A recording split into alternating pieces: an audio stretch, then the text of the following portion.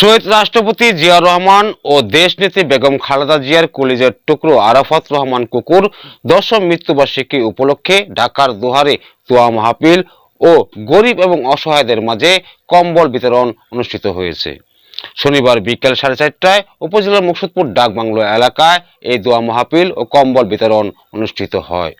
দোহার উপজেলা বিএনপির মহিলা দলের সভাপতি শম্পা আক্তারের সভাপতিত্বে অনুষ্ঠানে প্রধান অতিথি খন্দকার আবু আসফাক ব্যস্ত থাকা শূন্য স্থান পূরণ করেন উপজেলা বিএনপির সাধারণ সম্পাদক মোহাম্মদ মাসুদ পারভেজ।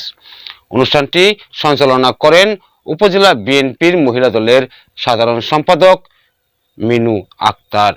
অনুষ্ঠানে বিভিন্ন ইউনিয়নের সভাপতি, সাধারণ সম্পাদক ও বিএনপির অঙ্গ সংগঠনের নেতাকর্মীরা উপস্থিত ছিলেন এবং তারা ফ্যাসিস্ট সরকার শেখ হাসিনার 16 বছরের কার্যকলাপ বক্তব্যে উল্লেখ করেন।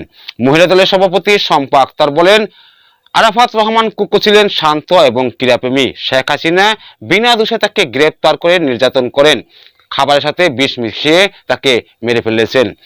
সারা দেশে বিএনপি নেতাকর্মীদের নামে ডজন খানেক মিথ্যা মামলা দিয়েছেন। আল্লাহ ছাড় দেন কিন্তু ছেড়ে দেন না।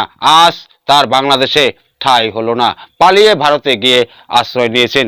পরে গরিব, অসহায় এবং শীতার্তদের মাঝে কম্বল বিতরণ অনুষ্ঠিত হয়।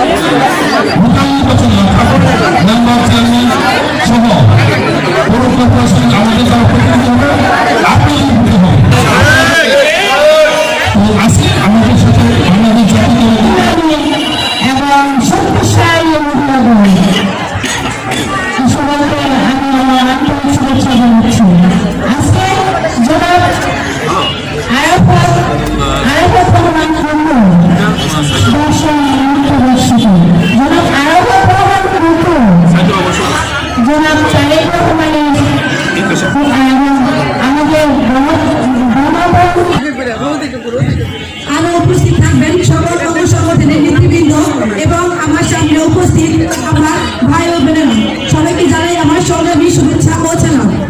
1936 সালে 19শে জানুয়ারি বগুড়া জেলার পাগলারি